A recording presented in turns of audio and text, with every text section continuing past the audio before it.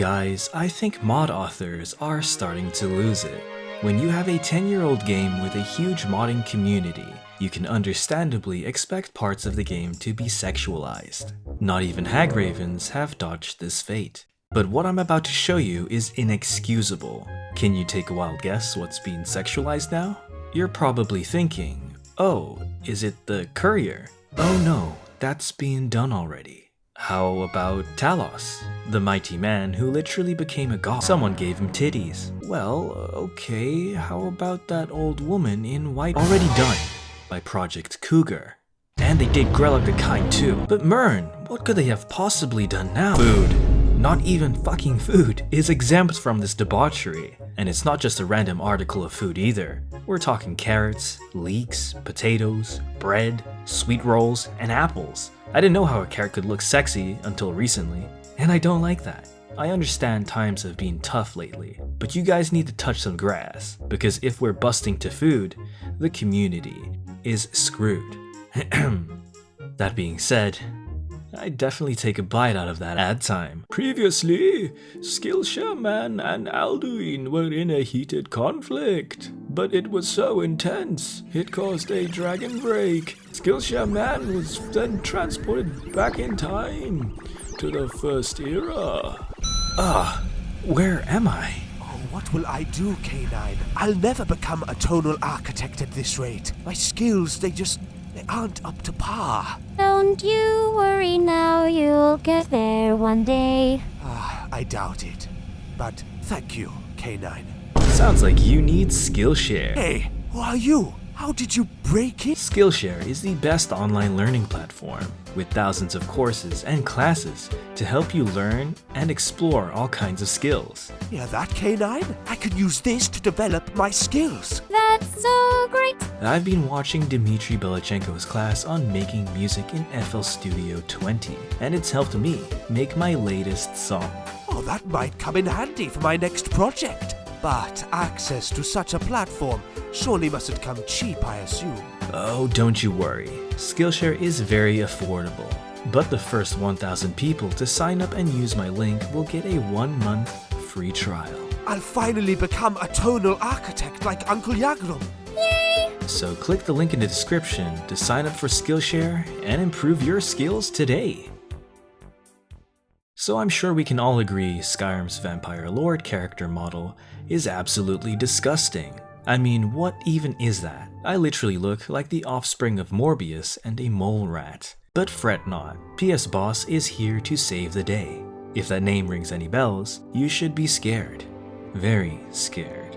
You see, PS Boss is a renowned mod author who possesses great skills and great ambitions to mod tits onto just about anything. After recently adding Hegusi into Skyrim, they've now decided to go a step further and add Vampussy to Skyrim. I want to die. Ladies and gentlemen, I present to you new Vampire Lord female. I am terrified by just looking at this model, but at the same time, goddamn. Vampire Umbrel's clearly been juicing. I can just imagine the absolute look of horror on my enemies as I drain them of their blood. This is some vampire snoo stuff right here. But jokes aside, I think PS Boss has done an amazing job with this model. It's so detailed, you can practically see each and every pore, and they've managed to keep the OG Vampire Lord armor, while smoothly blending the wings on the back to create something so terrifying and hypnotizing at the same time. Now there are two versions of this mod, a nude version and a dressed version, though the latter is still incredibly sus. You can pick between two different kinds of eyes, regular or demonic, and there are 3 color variants for the base armor. There's also an option for pubes for the nude version, because of course there is. Nobody really knows why PS Boss does what they do, but if you're interested in influencing their future projects, consider voting on their Patreon polls. I hear they're going to be working on female giants next. Elden Ring has some pretty wild and wacky abilities, but recently, mod authors have actually been able to implement them into Skyrim thanks to new innovations and breakthroughs. However, I was recently overjoyed to find out the best Ash of War has been modded into Skyrim. I am of course talking about the lightning ram. There you are. Now I know what you're thinking. Mern, this is dumb. And you're not wrong. Although this might be the dumbest way to kill your enemies, it is also by far the most fun way to kill your enemies. The best part is, if you've got precision, enemies will have a tough time hitting you while you're rolling them over, because your hitbox is so close to the ground. The additional lightning damage from this ability is also absolutely terrifying. If leaving behind nothing but spazzing corpses in your wake isn't the most badass thing ever, then I don't know what is. But hey, if committing war crimes isn't your cup of tea, you might still want this ability, because it is unironically a fantastic method of transportation. But speaking of methods of transportation, have you ever wanted to sail around Skyrim, taking in its beautiful atmosphere? If so, Sailboats has you covered. This mod adds various sailable boats all across Skyrim. I know it may seem goofy, and I have a sneaking suspicion these boats just might be possessed by horse ghosts. I also frequently find myself questioning the buoyancy of said boats. But if you can get over the goofiness, by Talos is there a lot of fun to be had. Boats are a lot like Lydia. One of their main purposes is to carry your burdens. A spell can be used to access your boat's inventory, so they're very useful for transporting goods. However, you can also transport your followers. There are two ways of doing this. One of them is to simply use a spell, but I prefer bonking them over the head with a massive enchanted ore. Normally, this mod reduces the speed of boats on land for immersion, but I went into the creation kit and removed this feature. I'm not really sure what the lore implications are of the Dragonborn fighting on a boat on land, but I also really don't care. I'm having too much fun. Keep in mind, boat movement can get a little shaky, especially if you made the adjustments I made, so look out for your followers falling overboard. Also, don't be alarmed if your boat follows you when you fast travel. I assure you, this is a completely normal phenomenon. But avoid hitting your boat at all costs, because if you do, you might anger the horsed ghost possessing it, causing your boat to become hostile. But if you're not into boats and would prefer to ride some thick wood instead, then this next mod is for you. Skyrim's Enchanted Witch Broom replaces the paraglider from the Skyrim Paraglider mod with a broom. Look, I know Halloween just passed. I already hear Mariah Carey singing Christmas jingles in my nightmares to remind me of that. But there's never a wrong time to roleplay as a good old witch, or Kiki from Kiki's Delivery Service, minus the cat. Now, just like the regular paraglider, the broom can be very broken. Of course, that's to be expected from a mod that lets you fly almost anywhere, but this shouldn't be a problem if you have a little self-restraint. It may not be the most lore-friendly method of transportation, and it occasionally bugs out, killing me instantly, but I'm willing to overlook that, because it lets me travel in style, and flex on pathetic muggles. This next mod I'm about to show you absolutely blew my mind. Now, I'm not a big fan of super flashy movesets. I prefer combat to be a little slower, and my game to play like Dark Souls. Fight me. But, and that's a very big but, somebody made the Judgement Cut end ability from Devil May Cry.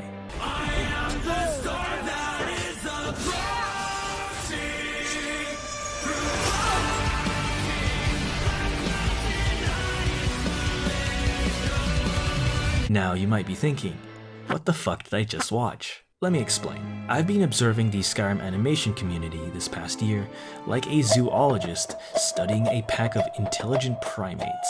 I was there when they discovered fire and groundbreaking innovations. However, none of that prepared me for this. I know the ability is utterly overpowered. I feel like a goddamn anime protagonist using it. I mean, its VFX makes Skyrim's VFX look like they were made for the Atari. This mod really drives home what we're able to achieve right now. It's a culmination of the many breakthroughs we've had, and I'm pretty excited for the future. There's a bunch of projects I'm keeping track of right now, and all of them indicate to me we're never going to stop modding this broken 10-year-old game. I don't usually review armor mods on this channel, but the very talented mod author, Pulcham Solace, has just released Armors of the Velothi Pt.II. I have a confession. If you couldn't already tell, I like Dunmers a lot. Their culture is very interesting.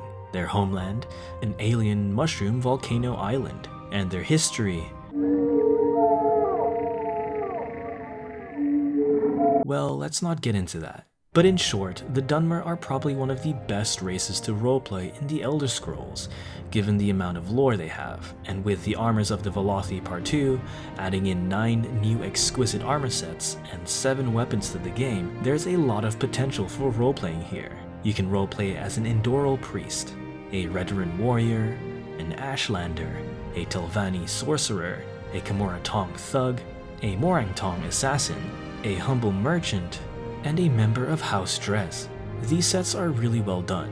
Being made mostly from chitin and bone mold, they've got that classic Dunmer aesthetic, with all that rich history to back it up. They also come with physics, and this anglerfish lantern backpack is my favorite piece. I also appreciate how these armor sets have been spread all across Skyrim, in places that you'd expect to find them, and you can craft them if you have the chitin smithing perk. Pullcharm Solace is currently working on some incredible standalone sets, like this Nibonese Bull set, and this Colovian Mercenary set, so consider reading more about it, or follow their progress on their Patreon if you're interested. You know how some NPCs have no real name, like guards, merchants, and some dogs you come across? Well, NPCs Names Distributor is a framework that can generate and distribute names to these NPCs. Modules like Tamrielic Names will give humanoid NPCs unique names based on their race, and naming conventions are taken into account. So for example, most Bosmer and Nords won't have family names. Khajiits will carry honorifics, Orcs and Redguards will have prefixes, and Argonian names are goofy as fuck, because they're named by a sentient tree.